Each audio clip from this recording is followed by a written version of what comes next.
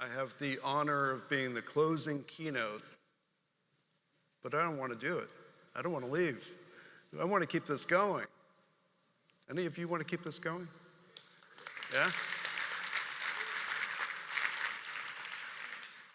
Well, we can. I will go through the presentation. I'm not going to hold you up from lunch, I promise. But we could do Global Summit every day, and I'm going to explain how. This is a quote. Some of you have seen it.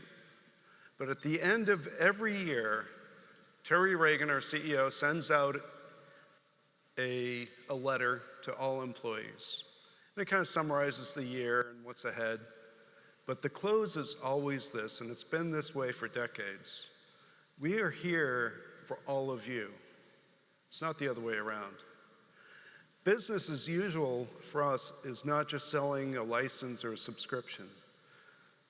Our relationship may start there, but it doesn't end.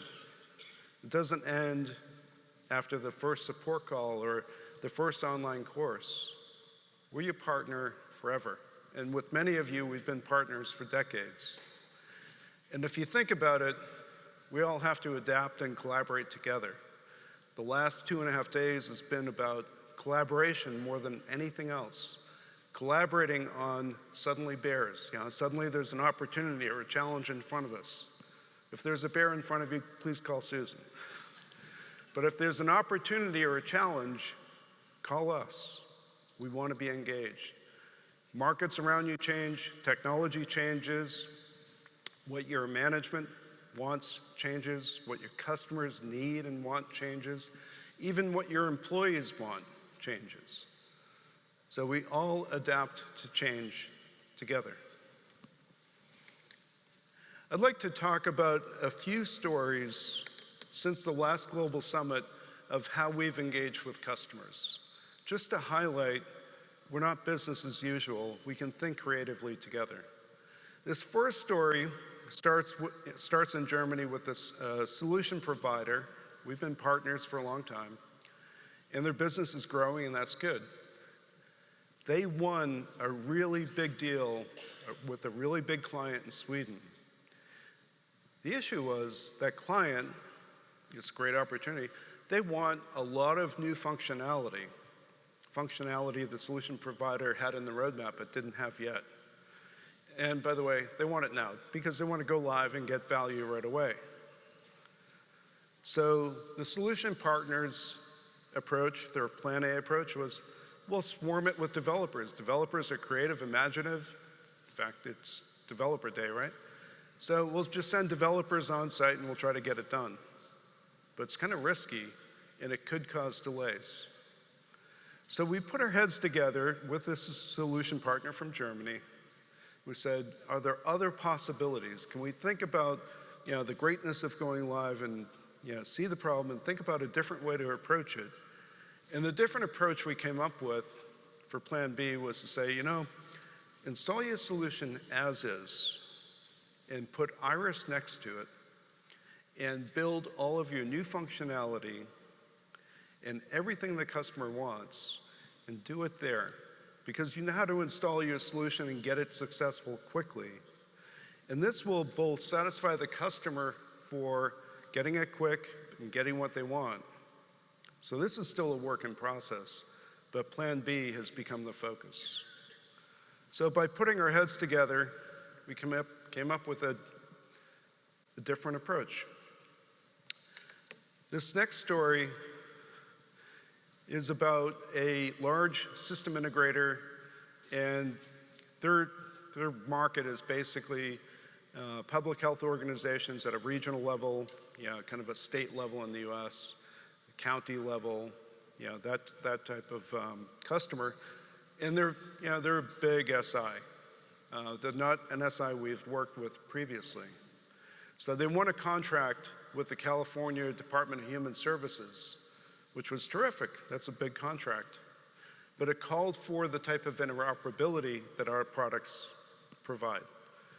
So they selected our products, and the next challenge became, how do we train the people in the systems integrator to make this implementation successful? And again, we thought about this together with the systems integrator. We came up with a creative approach. This is one we've used with other partners too in similar situations. We said some of your people know interoperability, just not our products. And some of your people don't know interoperability at all. So we have different learning challenges. Why don't we do an assessment of all the people involved in this project and come up with a skills learning path that meets all the roles for all the people. And we've done this with other national type of companies where we have to train large numbers, thousands of people in a short period of time. And that training involves videos, online learning, we have a lot of that, classroom training, and other creative approaches. So this has become our focus, working with this SI to make this project successful. And it's not finished yet, but it's on its way.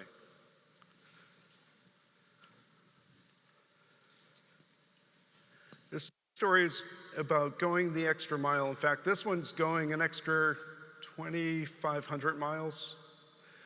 So this is an interesting story. So we have a solution partner. They have a new opportunity, happens to be in Saskatchewan, Canada. And the solution partner's CTO is talking to our account manager about a specific meeting, right? And this is an important meeting. If this meeting doesn't go well, they won't get the deal. The problem was the CTO had a conflict. So the solution partner couldn't be there to talk about the technology stack. So the account manager said, you know what? I can go talk about the technology stack. I can help you out. And that's what he did. So our account manager, sat in for the CTO from the solution partner. And I guess the meeting went really, really well because the prospect invited our account manager to go off-site and join them for their holiday party. I think they got the business, but we weren't there to sell us. We were there to help our partner. And going an extra 2,500 miles, that's nothing. We were happy to do that. We have a large-scale urgent care partner out of New York City. They're going through a merger, so now they're going to be an urgent care center throughout most of the northern US. So they're kind of spinning things up very, very quickly. They have a lot of expertise in cloud, and interoperability is kind of the key thing that we do together. But the CIO said, how can we make sure that we scale up as fast as possible without having issues? How can we make this smooth? So we sat in a room together, a group of people, and came up with an approach. Even though they have a great cloud operations team, I wouldn't expect that team to know every little detail about our products. So we know that, and we do managed services, and we have cloud. So why don't we take some of the things we've learned, the tools, the monitoring, so forth, why don't we just put that adjacent to what their cloud operations team is doing? And that worked really effectively.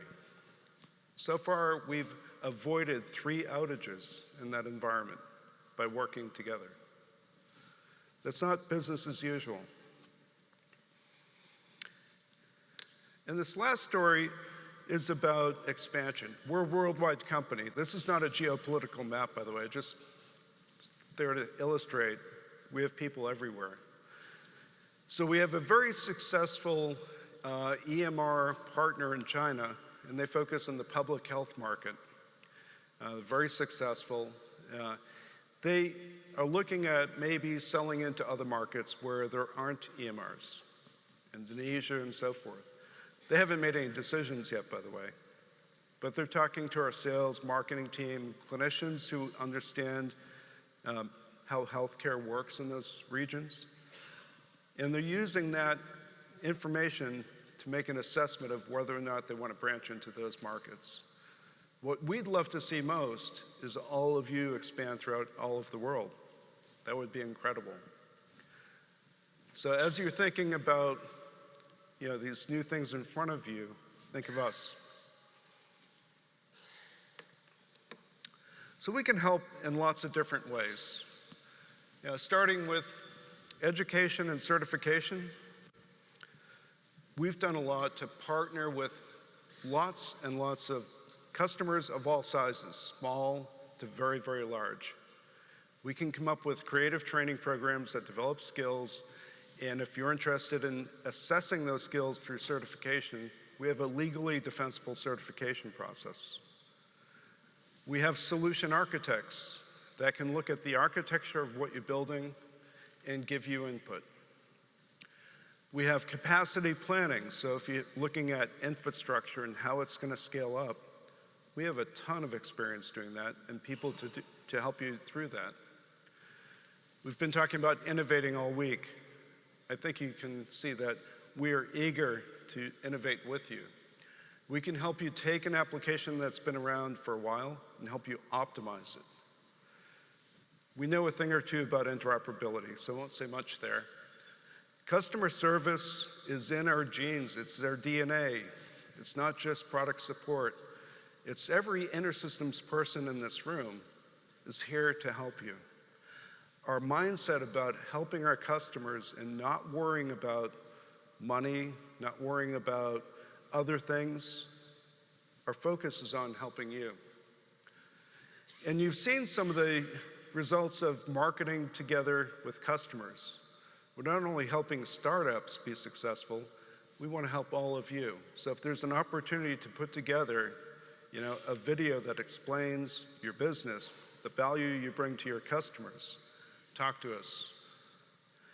And lastly, we hear about opportunities. A company needs somebody with a certain skill. We may know of somebody. We're happy to talk to your recruiting department or to talk to you if you have staffing needs. Can't say we're not a recruiting company. We can't fill positions, but we have a network of people, and you can leverage that network. And occasionally that helps us too.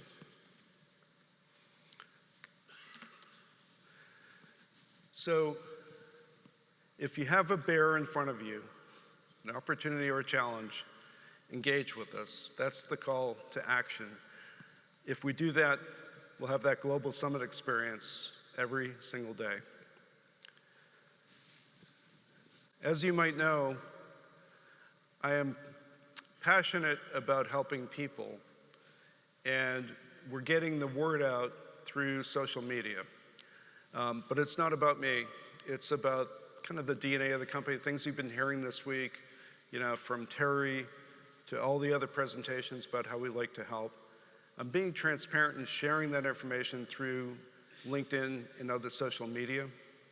So if you haven't gone to LinkedIn or other social media, if you look me up, you'll get to blogs, podcasts, newsletters, posts, things that explain some of the insights and some of the principles about the company, but also what we're doing with customers to help our customers.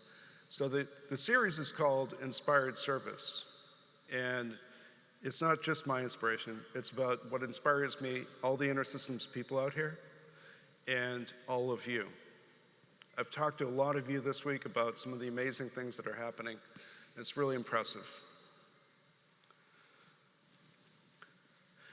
So before we finish, I want to highlight the special people that have this green lanyard. Could everybody with the green lanyard hold it up, please? Hold it way up high so people can see it. These are the people that planned this event, that made everything go so smoothly, and also made it a really fun event. And to all of them, a round of applause, please.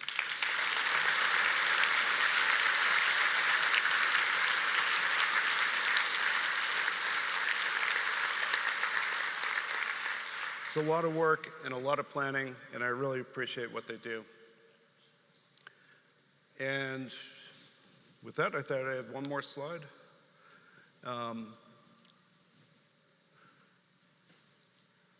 Yes, I forgot to mention, it's not just Developer Day. I actually fact-checked this. It's also Chocolate Ice Cream Day. So please join us if you're still here at 3:15. Is that correct? 3:15? Join us for ice cream. We have more sessions this afternoon, of course. We're not quite done yet, but please join us. And lastly, I want to thank all of you for coming here. Some of you came a very long way. I hope it's really valuable for you to be here. We get a lot out of it by hearing what you have to say. So thank you for being here. Thank you for your business. Thank you for your trust. Thank you.